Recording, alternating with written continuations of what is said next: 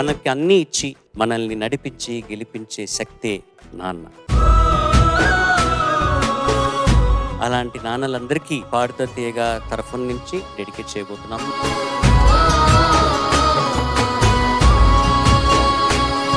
కట్టె కాలే వరకు తన మనసులో తలపులో ఆలోచనలో ఊహలో నిత్యం నిన్ను మోసేవాడే నాన్న. ఎన్నెన్నో ఆశలతో పెంచానమ్మా గుండెల్లో. ఏదో ఒకటి చెప్పాలి అనిపించేది ఒకప్పుడు, ఇప్పుడు ఏంటంటే నువ్వు పాడితే వినాలి అనిపిస్తుంది అంతే. నా తల్లిని నువ్వు, నీ తండ్రిని నేను. నాన్నగారిని రిప్రజెంట్ చేసే అందరూ పితృ సమానులు. వాళ్ళ పట్ల భయభక్తులు వినపడ్డాయి నాకు పాటలో. చిత్రంగా చూస్తుంది నీ మా ఇద్దరికి సంగీతం పిచ్చితో పాటు ఇంకో పిచ్చి ఉంది. కలిసి రోజు జిమ్కి వెళ్ళి చాలా ఎంజాయ్ చేస్తాం. సంగీతానికి మించినటువంటి ఆనందం అక్కడ పొందుతూ ఉంటాం. ఓన్లీ బాయ్స్ జిమ్ అండి.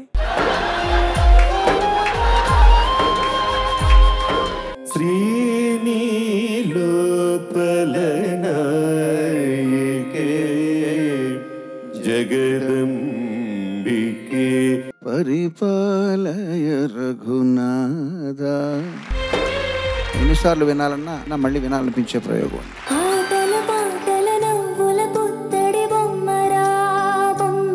నాన్న సింగరేణి కాలరీస్ లో ఏమైనా మ్యూజిక్ కనెక్షన్ ఉంది. ఇన్నేళ్ళు మేము కూడా యాంగిల్ నుంచి ఆలోచించలేదు సార్. మీరు చెప్పినట్టు సింగరేణిలో సింగర్ అన్నది. నేను కథలో కూడా అనుకోలేదు వస్తుందని. Most memorable day in my life sir.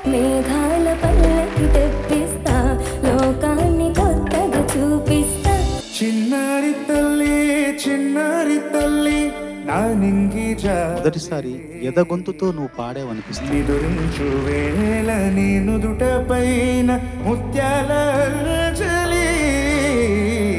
చాలా ఎమోషనల్ గా ఫీల్ అయ్యే మూమెంట్ ఏంటి లైఫ్ లో అసలు? శోకం వీడే స్వర్గం చూసే రాగం పాడే తాళం వేసే పాటల పాడే తండ్రి కొడుకులు మేమే. సింగారాల పైరు ఎన్నో స్టేజ్ల మీద నేను నాన్నగారు ఈ పాట పాడినా ఇది ఎందుకో మాకు తట్టలేదు అసలు. ఇది ఎంత యాప్ట్ గా ఉందో మీ ఇద్దరికి, నిజంగా ఫెంటాస్టిక్. నవ్వుల్లో నా పువ్వులాగా జీవితాలే సాగాలంట ఆడాలి.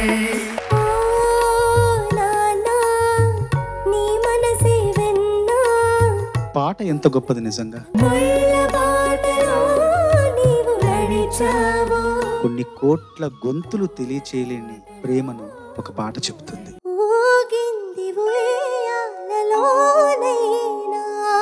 ఆ టేక్ ఆఫ్ సంగతి ఎంత కష్టమో యాజ్ అ సింగర్ నాకు తెలుసు. అంతకన్నా తండ్రికి ఏం కావాలండి?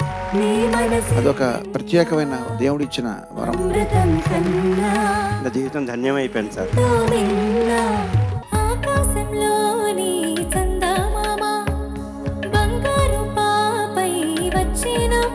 నువ్వు ఏ పాట పాడినా ఒరిజినల్ గా ఎవరు పాడతారో మర్చిపోయేంత బాగా పాడడం నీకు అలవాటు అయిపోయింది.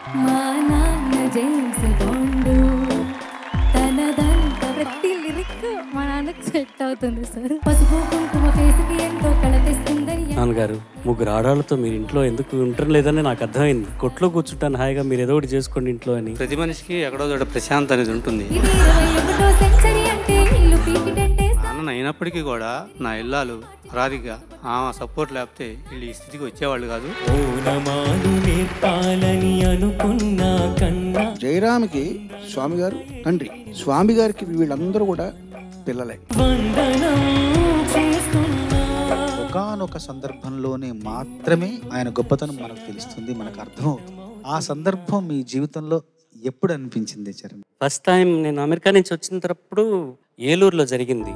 ఎవరే అయ్యా ఈయన, అసలు ఎందుకు ఇంత అప్లాజ్ ఎందుకు ఇస్తున్నారు ఈయనకి అని అనిపించింది. అది first ever time. Last time నాన్న లాస్ట్ యాత్ర ఊరంతా రోడ్లో నించున్నప్పుడు ఏదో బస్సు ఎక్కడానికి వెళ్తున్నారు, అందరూ ఊరికి వెళ్తున్నారు అనుకున్నాను. నేను ఫస్ట్ తోటకి వెళ్ళేటప్పుడు